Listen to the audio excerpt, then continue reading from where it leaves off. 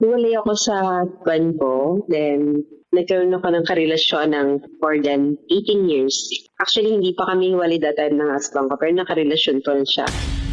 Actually, ako umalis. Naging battered wife ako and yung family niya, ganun din sa akin, nananakit. Actually, nakatikim ako ng sampal sa kanila, tinutukan ako ng baril.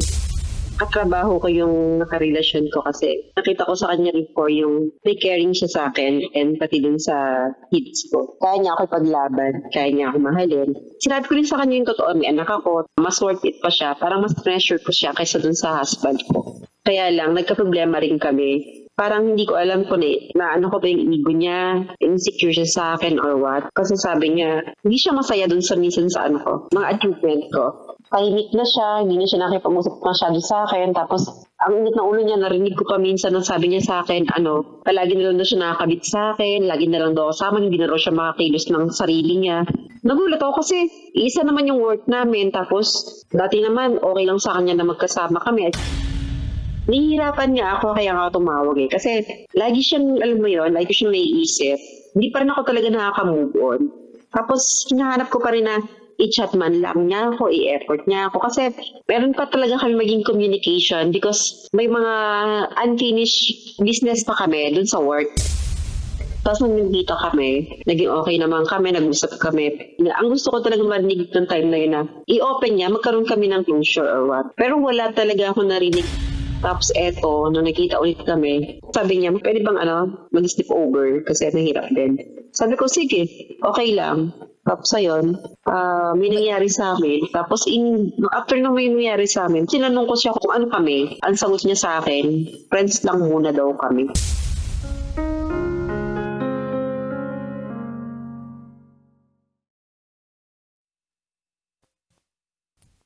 Payag ka ba doon na magkaibigan lang kayo kahit na may nakukuha siya sa'yo? Payag ka ba doon? Depende siguro kung masarap. Why not? Charot! With harot. Alam mo, kabisyo, kung sakali man na nandyan ka sa ganyang klaseng sitwasyon, na tipong naghiwalay kayo ng dati mong jowa, tapos nagkita kayo ulit, nagkausap kayo ulit, tapos biglang nanumbalik yung ginagawa ninyo na matagal nyo nang hindi ginagawa, pero ginagawa nyo na magjowa kayo, tulad na lang ng laugh-laughan? As in tawanan? Kung ganon ang magaganap, ang tanong, papayag ka ba na maging magkaibigan na lamang kayo? TG, payag ka? Sa akin, kung ako yun nandun, hindi ako papayag. Mahirap. Ano yun, tiki man lang tayo. Walang pagmamahalan. Kung pares sama kayo single? Kung pares kayong single, tapos napagkasunduan nyo na tiki man lang, walang label? Walang label, pwede. Pero kung hindi kayo pares nagkakaintindihan, yung isa lang yung may ayaw ng walang label, tapos yung isa gusto niya na may label, mahirap yun. Totoo. Dahil yung gumugusto, yun ang talo. Yes, tama. Hindi ka mananalo. Kaya kung ako sa'yo, kung gusto lang niya tikiman, edi tikiman mo lang din. Charot! With harot. Anyway, kabisyo, 9:00 ng gabi hanggang hating gabi, magkakasama tayo. Kapiling ang Basa Princess ng Love Radio, DJ Raketera. At nag-iisang TG! At eto na nga, ibibigay na namin ang patikim ng DJ Rocky's Secret Files.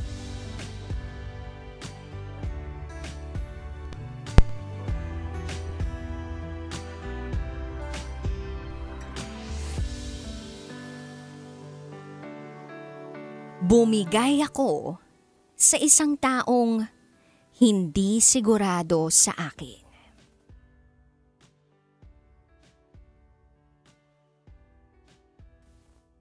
Meron ka na bang kinausap na tao Mhm. na sinubukan mo lang naman, baka sakaling bumigay, pero bumigay? TG. Meron. Talaga? Sinubukan mo lang? Yung tipong hindi ka seryoso? Maraming ibig sabihin sa akin yung bumigay. Bumigay na binigay niya yung sarili niya o bumigay na nagustuhan niya rin ako. Bumigay siya. Bumigay siya na tipong Binigay yung bataan. Oo. Oo, feeling ko yun Yung eh. ganun. Oo. Siguro hindi naman agad ganun. Hindi naman agad ganun. Sinasalba mo talaga yung sarili mo, no? Pangit. Kinaibigan mo naman. Pangit naman kasi na ganun kagad yung intention mo sa kanya. Mm. 'Di ba? Parang wala kasing thrill para sa akin. Kung yung intention mo lang is pabigayin siya para isuko yung bataan, pangit naman. Mas maganda yung may thrill din na nagkaintindihan muna kayo bago nyo sinuko yung mga bataan ninyo. Pero kasi may ibang lalaki talaga na kahit hindi pa naman sila super duper sure sa isang babae, susubukan nila eh. Yes, may mga ganun talagang lalaki. So bakit ganun yung gumagalaw sa utak ng isang lalaki? Ano yun? Wired ba kayo to do it? Gusto nila matest yung sarili nila kung kaya nilang pabigayin yung babae. So it's all about pride? Ego ba to? Yes. At may mga tao rin na tinatawag natin na parang trophy sa kanila yon. Yes, so may mga lalaking ganun. Trophy. Yes, may mga lalaking ganun. Na yung parang, feeling nila mananalo sila, naka-jackpot sila kung Yes. sakaling makuha nila yung babae. Oo, tas ikukwento nila yung sa barkada nila. May mga ganun tao. Hindi naman, at may mga ganun lalaki. Hindi lahat ng lalaki ganun. Mhm. 'Di ba? Pero may mga ganong lalaki na hindi Oo. natin pwedeng sabihin na walang ganun. Hindi kami ganong lalaki. So in short, sinasabi po ni TG, hindi po siya ganun. Sige na nga, sabi mo eh. Naubo tuloy siya, Parang napag-usapan ako bigla pagkabato ko ng linya na yun. Kaya nga, hindi kasi inaalam ko talaga kung anong pumapasok sa isip ng isang lalaki. Bakit hindi na lang kayo maging seryoso? Tsaka nyo lang guluhin yung buhay ng isang tao kung talagang sigurado kayo. Eto yan, may mga lalaki kasing nasaktan sila sa nakaraan nila. Tapos gusto nilang subukan ulit, bumawi. Tapos sa ibang tao? Sa ibang tao. May mga ganun. Katulad ng caller natin last Friday. 'Di ba? Na nasaktan siya tapos gusto niyang bumawi. So may mga lalaki rin na ganun. Na parang dati hindi sila napapansin, hindi sila ginugusto. Pero yung dumating na yung time na parang, yung self-confidence ko, iba na. Mhm. Alam ko na yung sistema. Alam ko na gumalaw. Natuto na ako. Sumama ugali, ganun. Testingin ko ngayon. Nakakaloka, no? Pero yung mga experiences natin nasasaktan tayo, I believe, depende yan on how you handle it or how you take it. It's either magiging better person ka or magiging worse ka. Yes. Tama yun. Hindi porke nasaktan ka, ibig sabihin, mga abuso ka na ng ibang tao o gagawin mo sa iba yung nangyari sa iyo, na sakit, or mag-inflict ka ng pain to other people. So naniniwala ko, it depends pa rin sa tao. And naniniwala pa din ako na si TG, mabuting tao. Siya, kabisyo, abangan niyo po ang secret file sa aming pagbabalik kasama si DJ Raketera.